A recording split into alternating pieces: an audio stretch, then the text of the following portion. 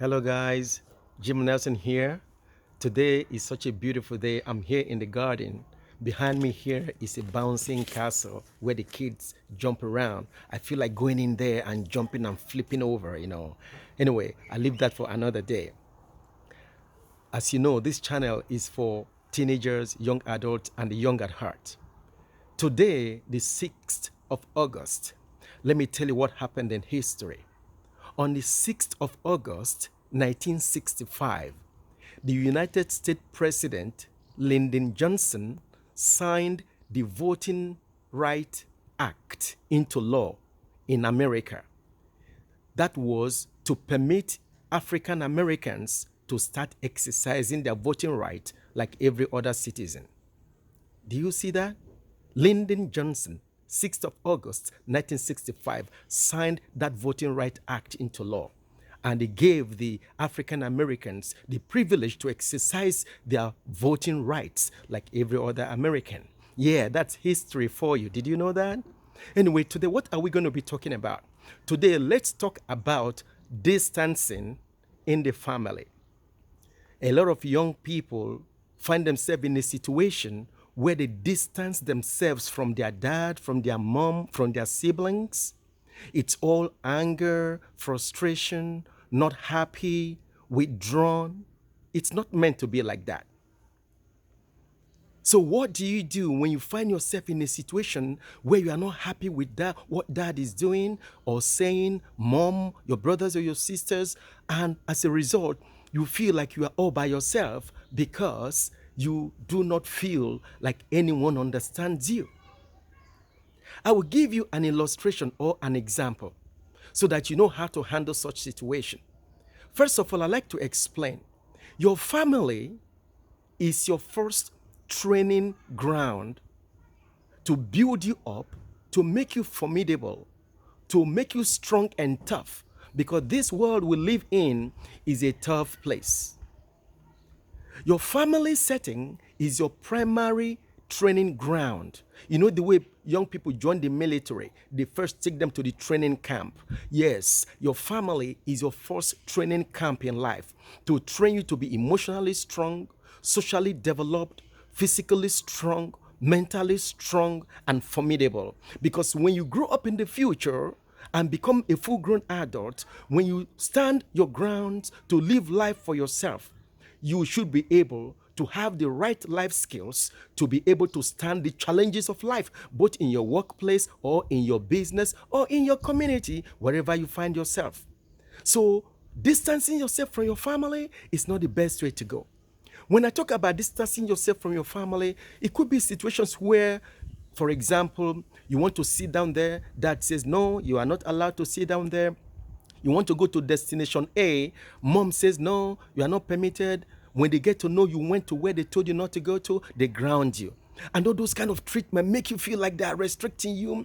Your friends are in destination B. You say you want to meet your friends. Dad and mom say, no, you are not going there today. All those kind of normal, daily, family, domestic disagreements. It gets on teenagers and young people. As a young person, let me suggest to you, when you are told, don't do this or do that, don't go there or go there, dad and mom are not trying to control you. They are not trying to restrict you from enjoying your life. They see things you do not see. They have experience you are yet to have. So when they tell you not to go certain places or not to do certain things, that should not be an excuse for you to be withdrawn, thinking they don't love you. That should not be an excuse for you to distance yourself and stop telling them things in your life. No, that is not the best way to handle such. I'll give you an example. There is a guy, his name is Joseph. I will refer you to the best book you can ever read, the Holy Bible. Genesis chapter 37. In Genesis chapter 37, there is a guy called Joseph. He lived in his family. The parent liked him. The brothers and sisters thought that their parent liked him too much than the others.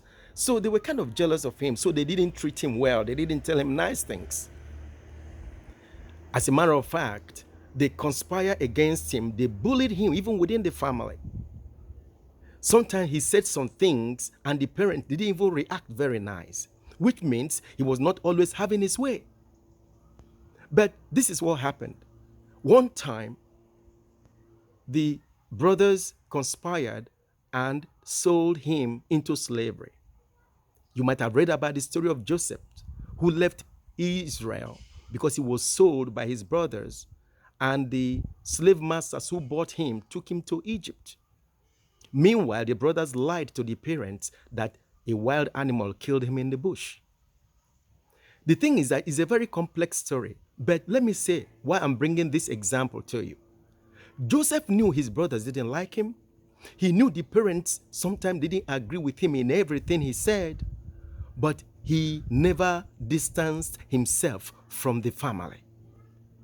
And when the brothers plotted against him, it sounded very negative, but little did they know that Joseph was actually in the cause to fulfill his destiny, his purpose in life. Because though they sold him into slavery, Joseph was angry, he was not happy, but he kept loving his family. He never distanced himself from them. Although he couldn't communicate with them when he was sold into slavery, they all thought he was dead, especially the parents. But the truth is this, in the long run, Joseph in Egypt did amazing work. He was in prison, he was in the house of Potiphar, and suddenly his purpose emerged when King Pharaoh of Egypt dreamt, and no one in the whole of Egypt could interpret the dream. A prisoner who knew Joseph in the prison told the king that there is a guy who knows how to interpret dreams. That was how Joseph was launched into fulfilling his purpose on earth. A long story short, Joseph became the prime minister of Egypt, second in command after the king. He fulfilled purpose. In the long run, when there was famine in Israel, his brothers went looking for food. They met Joseph. They didn't even recognize him.